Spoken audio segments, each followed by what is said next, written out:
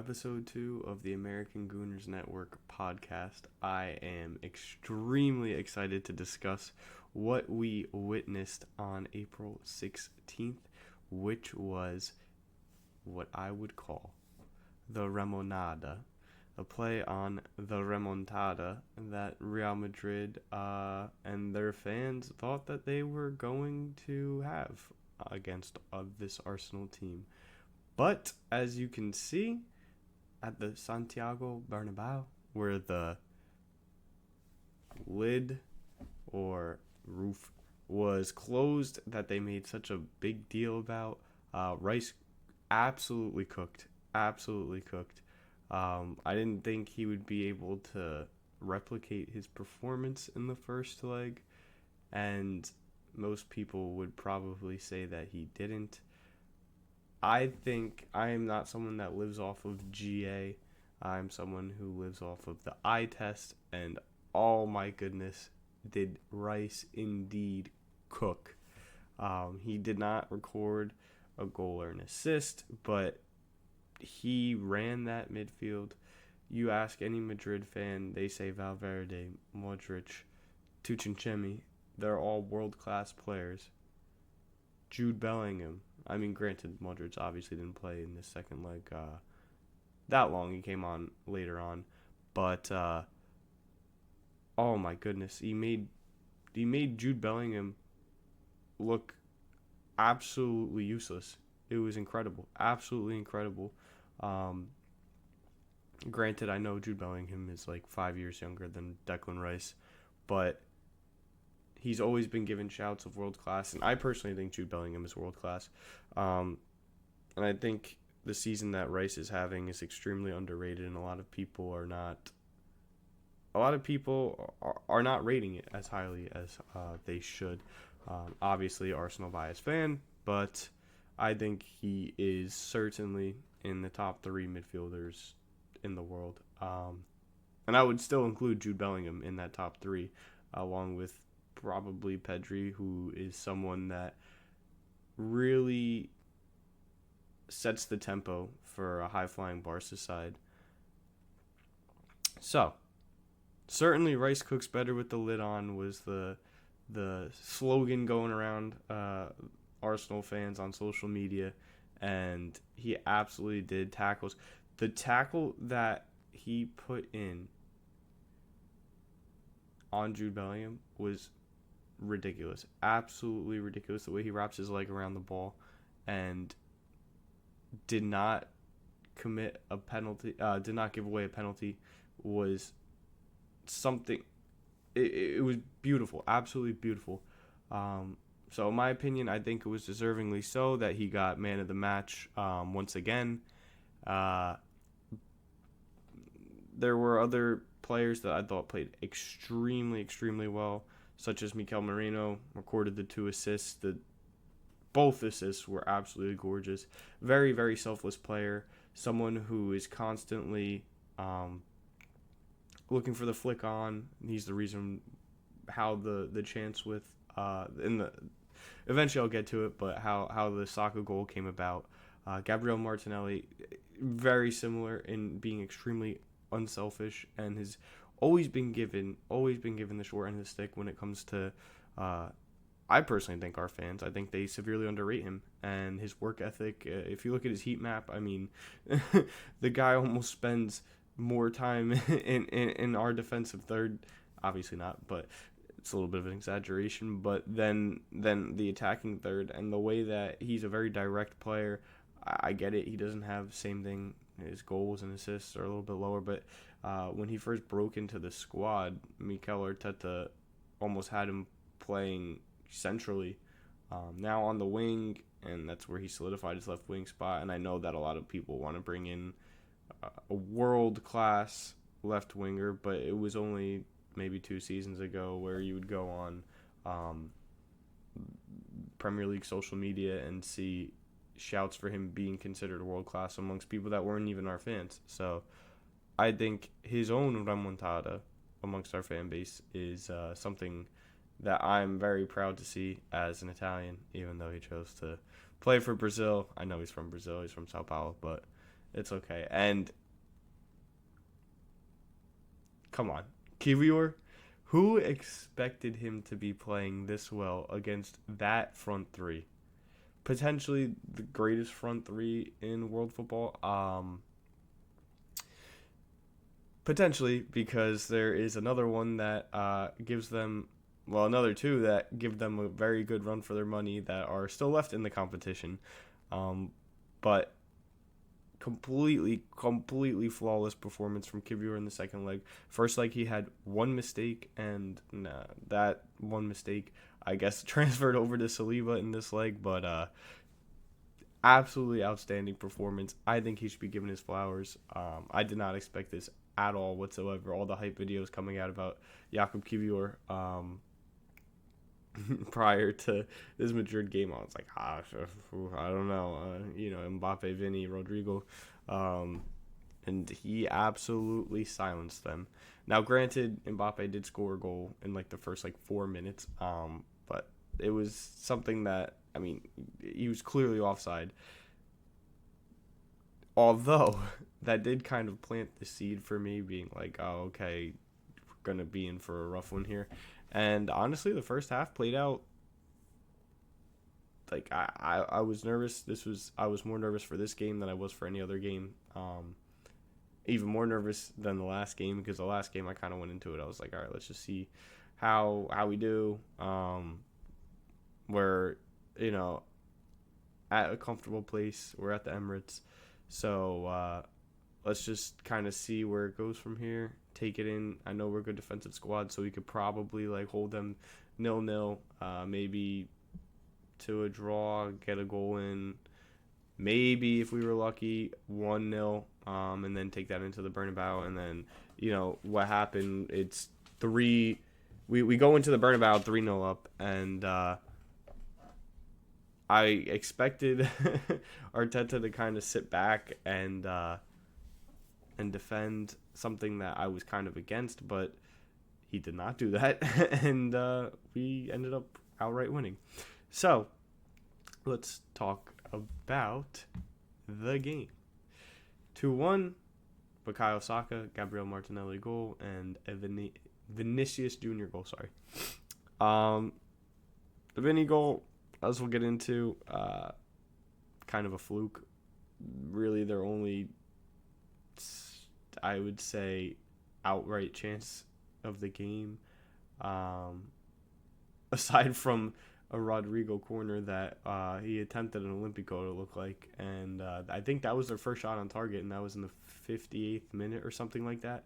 And at that point, I was feeling fantastic. I was like, oh wow, this is basically one of the few things that Rise had to do outside of taking a tactical yellow of time wasting. So, yeah, I mean, here's the quote: "Rice cooking better with the lid on." That made the rounds on the internet, and absolutely brilliant. Here's his stats for the game. I mean, like I said, bossed the midfield around. First interceptions, touches, pass completed, total tackles, and chances created. What more could you ask for in a now he's playing number 8. And I was, like I said in the first video, in my first episode, I was kind of against him playing in that 8 because I see his defensive prowess, and I don't want to lose that. But Thomas Partey has really shocked me, because I didn't think he would be fully fit all year, which is something that's never happened before. But he is showing to be a top talented 6, even though he's probably going to end up leaving at the end of the season, pick up Zubamendi, but I don't necessarily believe he will reach the defensive levels of Thomas Partey. So here is what I was discussing. I meant to click higher value. I thought this was, is this too low? I thought that was too low. Yeah, so sorry about that, Martinelli. Not my opinion on SofaScore actually matters. But yeah, I mean, just look at his heat map. the way that this guy is a left winger, I how far back he comes and how much he helps on the um in the defensive third. This is the stat that I would like to highlight. I can't see it in my head. 2.4 balls recovered per game. I mean, for how absolutely hard this man works, eh, the way he plays, it very much suits our game. Look at Saka, even on the other side, he's doing the exact same thing, and yeah, like compare that to the team that we beat with Rodrigo, Vinny, and Mbappe. They do not put an ounce in when it comes to defensive work rate. That was actually a problem that Luis Enrique had with Mbappe at PSG, where he sat him down and he was talking about if you want to be the greatest, and uh, just like take a look at Jordan, who is Jordan, in my opinion, the GOAT when it comes to basketball, but that doesn't really matter. I don't even really necessarily care that much about basketball, but when I do watch it, I don't know. I don't know anything about basketball, really, but he was a fantastic defender as well as being fantastic on offense. And you have to put in that defensive work rate to become the greatest of all time. And Mbappe then got shipped out, went to Madrid, and they are not requiring anyone on their forward line to drop back, which is what happened at PSG when they went Hollywood and they had. I mean, they've gone Hollywood since the takeover, but and they're getting away from that, which I'll get into a little bit later. But it's kind of the reason I think that we did so well in the tie as well, because on the wings, we basically have support for our fullbacks throughout the entire game.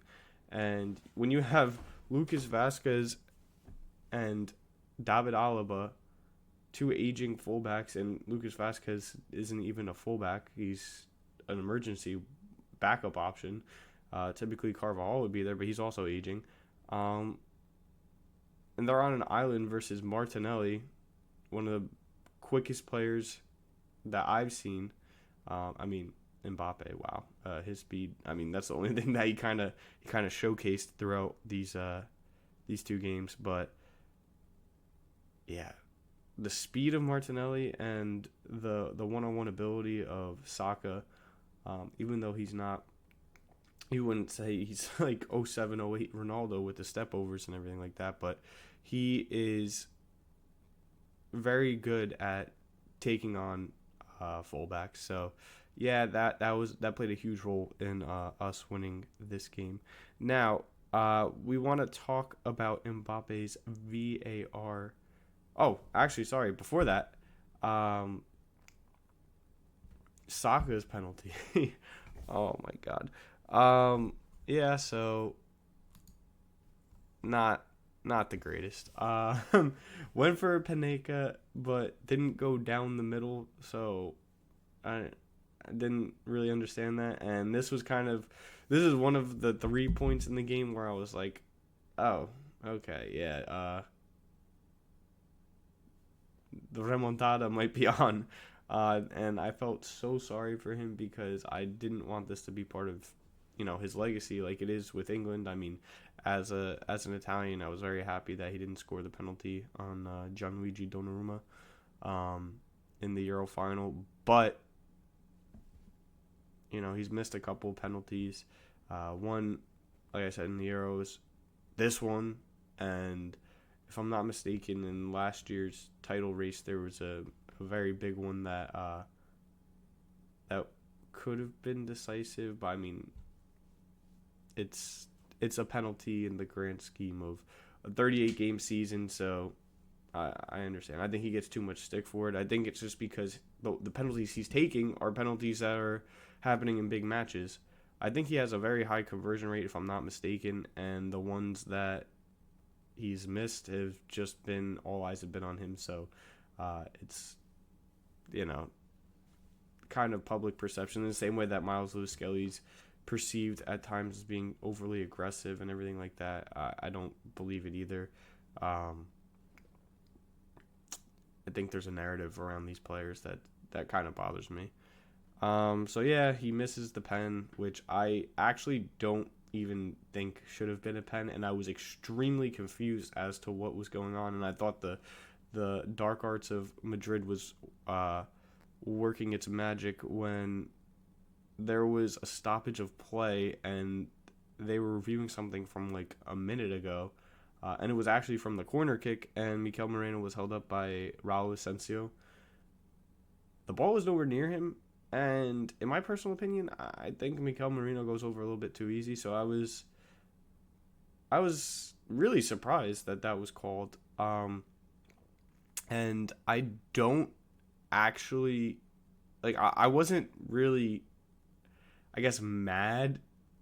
I mean, yeah, I was frustrated that we missed, but I wasn't, like, fuming, because it's almost like ball don't lie situation. Like, I guess that was kind of justice. Like, I don't think that should have been called a pen.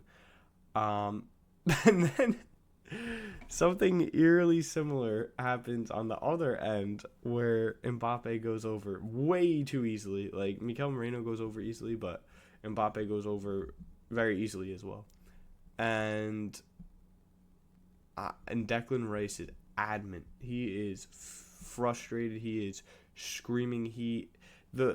You can almost sometimes tell from the player's reaction if the penalty is a penalty, if that makes sense. Because granted, there's times where players are, trying to convince the referee, but I mean, in today's day and age, VAR and everything like that, like, they're gonna have a look at everything. Whether or not they make the right decision, that's that's a whole topic for a whole another another hour-long video. So yeah, this is the image. He definitely goes over a little bit easily, and if you were watching on Paramount Plus, CBS, whatever cast, you'll notice that they said he was offsides, which I thought could have been the case, but they clarified that it was just way too soft. Yeah, he was held a little bit by Rice, and then just goes over, in my opinion, way too easily.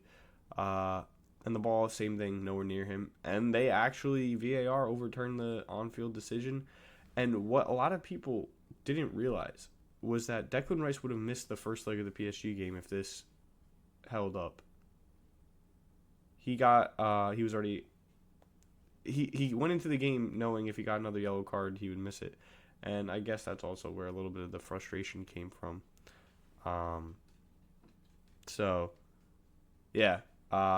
Thank God penalty wasn't given. That was the second time where I was like, oh, okay.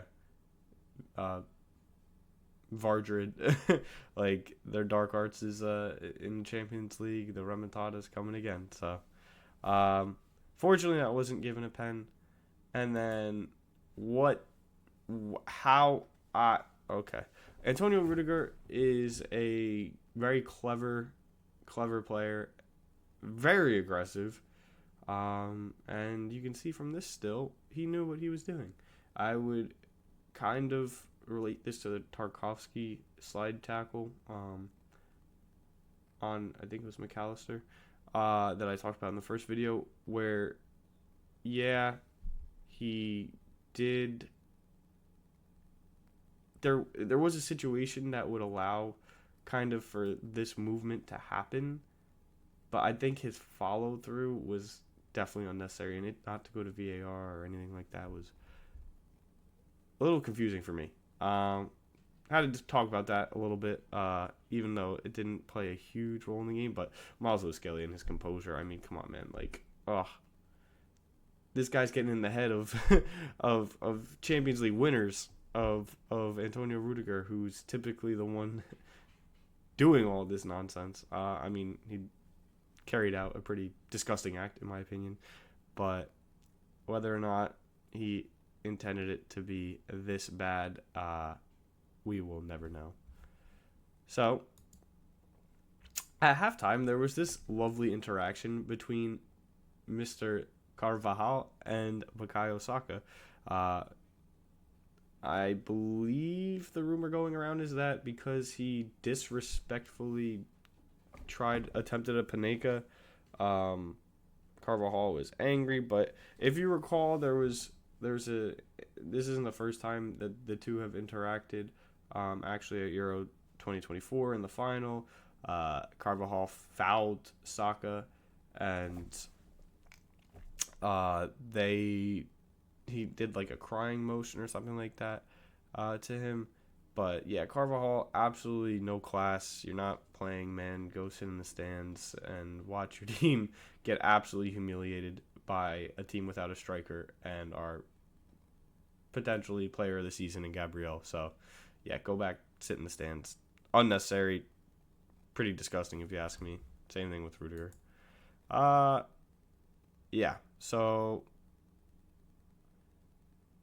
that's not what I wanted to show you because Saka scored a goal, but I'll talk about that. Oh my god, how absolutely ballistic I went when Saka scored that goal.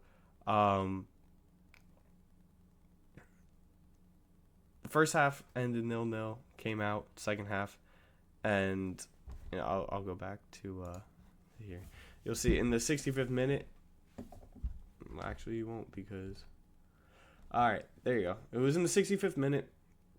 It was a flick on by Mikel Merino, who, like I said, playing super unselfishly, sent Saka in and chased after it. There's a couple of combination passes and then a sly roll pass to break the final line, and Saka runs in behind, and how apropos, chips the ball over Thibaut Courtois on the left side. I mean, I would say he more than made up for his mistake taking the penalty and not missing it, but having it saved and attempting a Panenka. Yeah, so I was buzzing. Madrid still haven't scored on us in 4 attempts. Never beaten us. I'm like, oh my god, we're gonna walk away with a win. Granted, I didn't care if we walked away with a win. I was just excited to advance. And then 90 seconds later, I'm like, the Gamecast hasn't even like finished showing the replays of Saka's goal, and it cuts to this, and I'm like, what just happened? Saliba, I don't know. I mean, I can understand the argument of David Raya, what are you doing? Just boot the ball up. Saliba doesn't feel the pressure on him. Maybe he didn't hear anyone shout for him. Maybe no one shouted for him.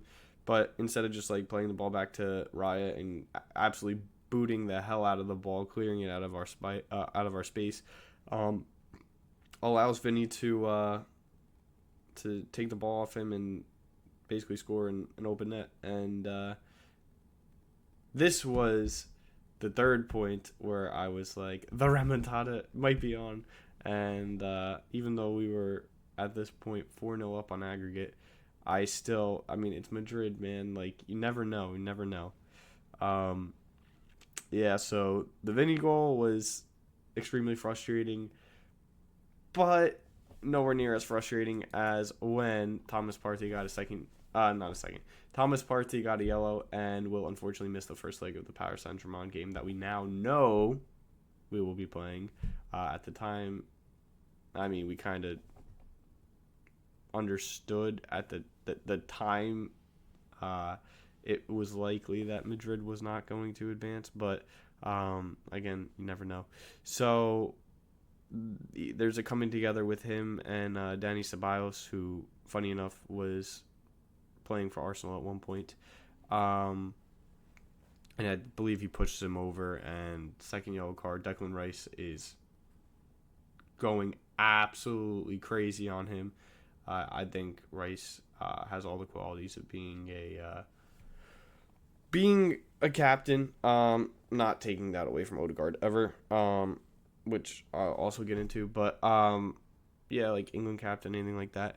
But yeah, what are you doing, Thomas? Like, have a little bit better composure. So he'll miss the first leg, and I'll get into how I kind of see us lining up against PSG without him. I think he's been very crucial this season. I think this has been his best, if not one of his best seasons um, for Arsenal. Yeah, so we get into what is the final major event in the game, which is the Gabriel Martinelli goal. And Mikel Moreno again, second assist. Beautiful ball sends him into space. You see the speed of Martinelli, who says that he put every ounce of effort into to getting to that ball over Fran Garcia, who came in. He was a substitute. So I'm watching the game and I'm like, okay, like Martinelli's leg's probably gone. Fran Garcia just got subbed on. But I'm like, wait a second, Martinelli is a speedster, absolute speedster. So he's 100% going to get to that ball first. He gets to the ball first. And what reminded me of his goal against Chelsea where, if you recall, Conte slips and then he just absolutely showcases his speed. That's kind of like what I had going on in my head when I was watching this. I was like, let's go, because he deserved that. All the hard work he put in this game to get onto the score sheet was kind of affirmation to not only himself, the fans, but even people, neutrals just watching. Like, this guy is back. He's legit. You know, he's had a rough injury. Another hamstring injury, something that's plagued us all year. And he also had a cheeky little nutmeg on his Brazilian counterpart, Endrick, who came in and, a lot of people are saying he's this fantastic player, which, granted, he has talent, but, I'll take Ethan Winieri over him any day of the week. He is Italian, like I said, of Italian origin, and this is honestly like something that the Italian national team, not to go off on a tangent, has been missing. A little creative, direct, fast winger that's also not like starting his first game for the national team at 28, 29. So I wish that he chose to play for Italy, but I understand why Brazil, they have that aura, even though, I don't understand why us Italians don't. We have 4 World Cups, 2 Euros, like, potentially the best, players of all time as well, look at Maldini, but I digress.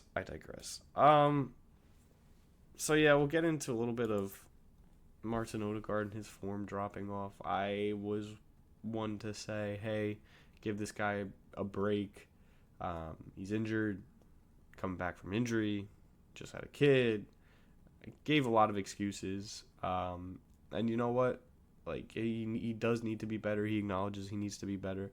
But I think the fan base getting on him, like I said before, like our captain, someone that's been there through the banter era. He was kind of like the transition point from like our banter era to Mikel Arteta, kind of turning this whole thing around. And yeah, I would.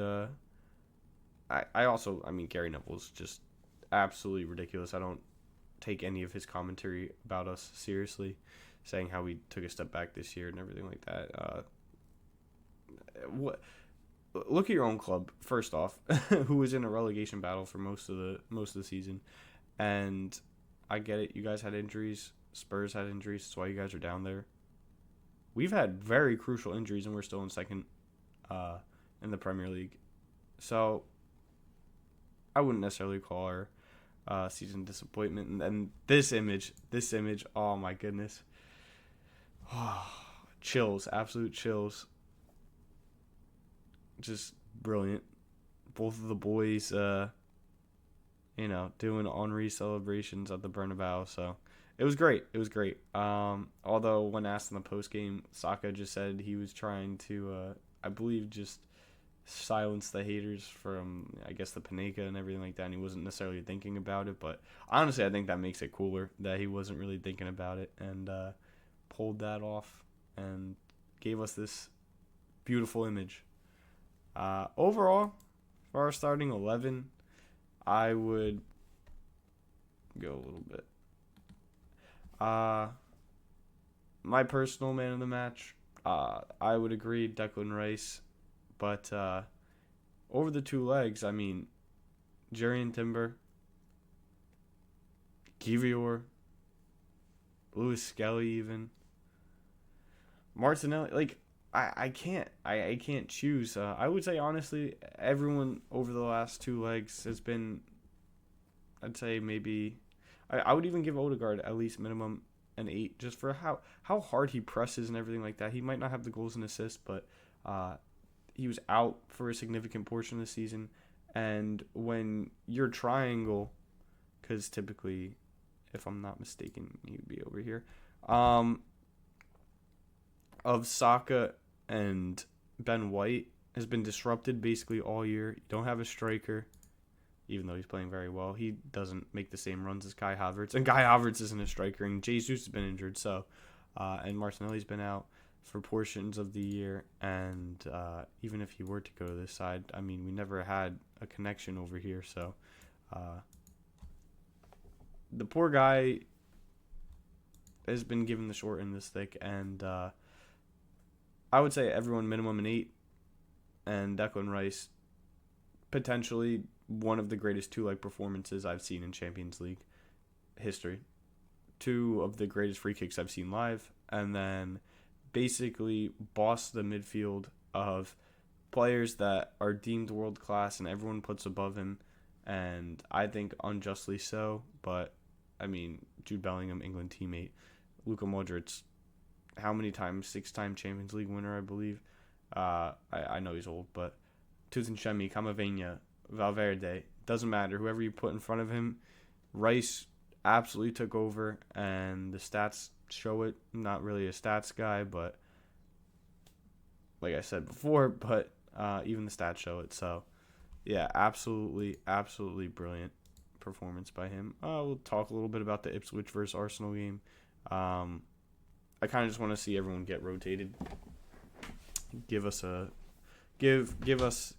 them a break. Allow some of the youth players to play.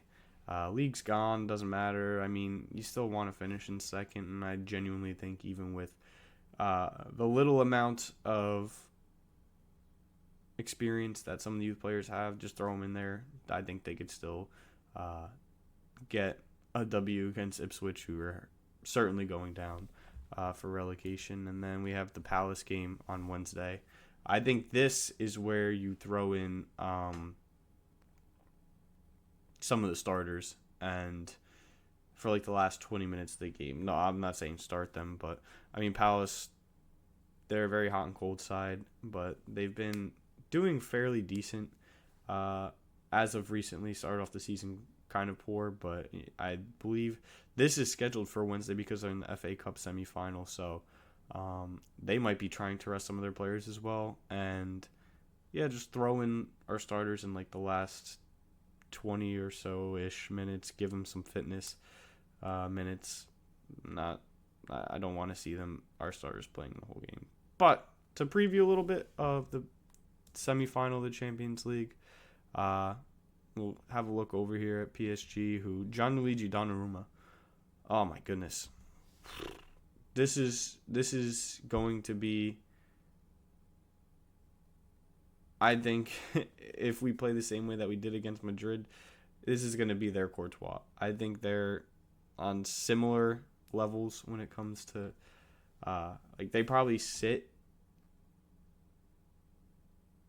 Maybe in the same tier when it comes to goalkeeping.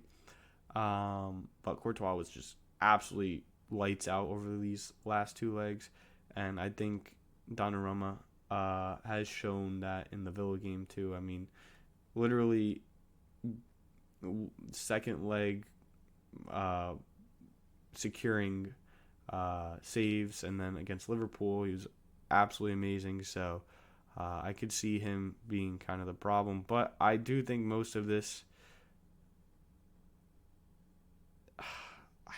I know everyone's tired of hearing the comparisons, but it's almost like Barca, PSG, the way they play, uh, very very free flowing in the final third, and then you look at and they both like to keep possession. Although Barca plays some crazy kamikaze, like full field press where their defenders are constantly like at midfield, which is insane. Um, Both very well managed, even though I was actually I didn't rate either Luis Enrique or Hansi Flick um, earlier on, but they have proven me very wrong. And losing Mbappe, Messi, and Neymar, and you get better, like I don't know how that works, but I mean I guess I do because they didn't put in any effort dropping back, and you could tell that Luis Enrique has kind of instilled that in his players, and with the additions of Kvaratskhelia, um, João Neves, and I think Pacho has actually been kind of underrated. And then obviously Desiree Doué. Oh my God, like kid was born in 2005 and is putting up these wonderful performances. Um, they in my opinion are the best team in the world at the moment. Um, and in order to win the Champions League, you got to beat the best. So, um, one would say I was honestly going into the Madrid game maybe more concerned, but that's just because of the pedigree of them in the competition. Obviously, PSG nor Arsenal have ever won it. Um, we do have two European Cups, though. Everyone forgets that. They are not the Champions League, but it's okay. Um, yeah, I genuinely think the fullbacks will be a very wing play will be critical in this tie. You look at the way that our wingers really, really, really drop back, really support our fullbacks. The way Miles Lewis-Skelly carries the ball and goes into midfield, uh, and the way Jurrien Timber is just absolute shutdown over these two legs has silenced Vinny, who in my opinion should have won the Ballon d'Or over Rodri. So in my opinion, was the greatest player last season, and completely silenced him. So you look at Nuno Mensch, who is a goal scoring fullback, and Hakimi, who's high flying, will get you assists, everything of that nature. So we kind of got to deal with not only the wingers in Desiree Doué, who appears to probably be the one that's going to be starting against Miles Lewis-Skelly, which is going to be fantastic to watch as a neutral. Absolute agony for either Paris or Paris Saint-Germain fans or Arsenal fans, as we have our young players going up against each other. And then on the left side, you got, well, on their left side, our right side, Jurrien Timber, Saka, Kvaratskhelia, and Nuno Mensch. This is going to be great. But if you do watch PSG, you do notice they don't necessarily take the highest expected shots. They take a lot of long shots, and I think Arsenal will actually be very content to allow them to do that. We're very good at not allowing teams to break our back line and then get really in on goal and have these high XG, if you want to call it, efforts on target. Although, I mean, if you're going to do what Desiree Doué did with that absolute screamer against Villa, like, yeah, maybe it's not a good idea. But how often do those go in? You never know. It's UCL nights. Anything can truly happen. And yeah, I think Dembele. I mean, he's had a career remontada. Not to keep bringing that word into everything, but he is going to be crucial in this as well. His work rate, I think most of the PSG attack flows through him. And, I mean, man's ridiculously two-footed. I couldn't even tell you which foot is his dominant foot. And the way that he's been working much harder, setting up goals, playing through the middle, which is something I didn't expect ever to happen with Dembele. His lack of injury this season has been fantastic. So his availability has been great. And I think after the disciplinary actions that he faced, we did play them in the league phase. He wasn't playing. We had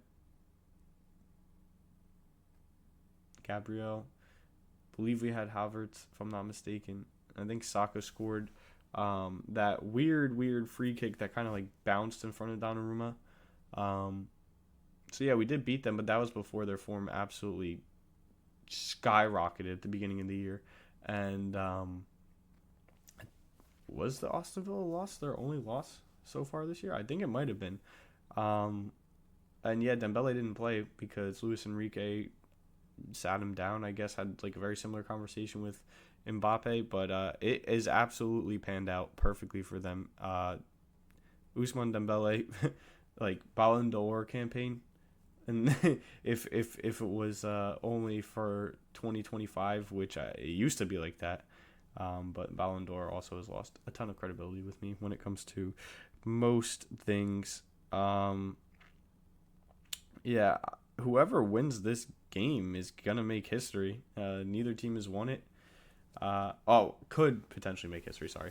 Neither team has won the Champions League, and so that means that we're gonna get a final with a team that has never won it. So they might make history. And it's funny because the last four, or maybe every game that's been played in Munich has had a first-time winner. So. And where is the Champions League this year? It's in Munich. I know because I've been looking to buy tickets, but obviously I cannot afford that. And I'd only go if Arsenal were in it. Yeah, so I think our fullbacks are more than capable of dealing with their wingers, as we've showed that we could do it against Madrid. Whether or not we do pull that off is we'll only find out in Paris and in North London. So yeah, we're missing Thomas Partey. Not really the greatest thing, especially when you consider the fact that Joao Neves, Vitinha, and Ruiz have been playing absolutely outstanding. I mean, Zaire Emery has not been pushed out of the team, but hasn't necessarily started as much as he, I'm sure, would want to because of how good this triangle has been playing. But our triangle has been playing great as well, and I think a lot of that can be because of the stuff that Thomas Partey has been cleaning up, doing a lot of the dirty work, while Declan Rice has been able to shift and transition from the 6 to the 8 position quite well.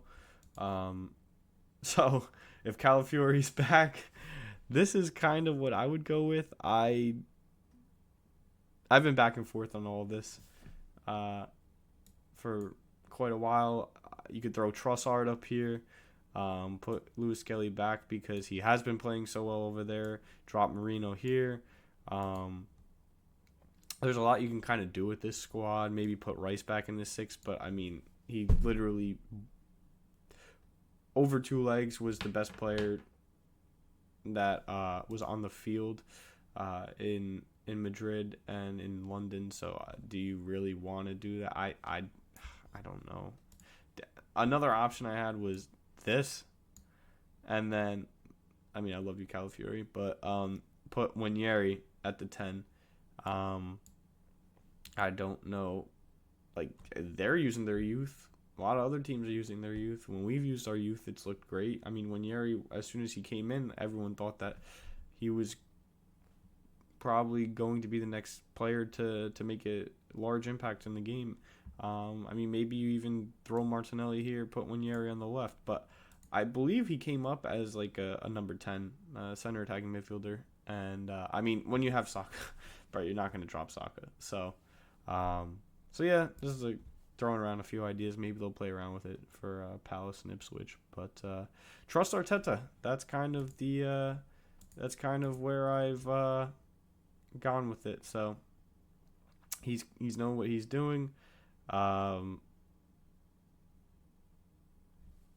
I didn't expect Rice to work in an 8. I didn't expect David Raya to work out. I didn't expect us to beat Madrid. And you know what? Mikel Arteta, like, hats off to you. All this work that you've done. I always have backed you. I've questioned a lot of your decisions at times, but do whatever the hell you want at this point because you are absolutely magical. Staying in second place with all these injuries in the Premier League, taking us to the Champions League semifinal in only your second campaign with the squad. Um,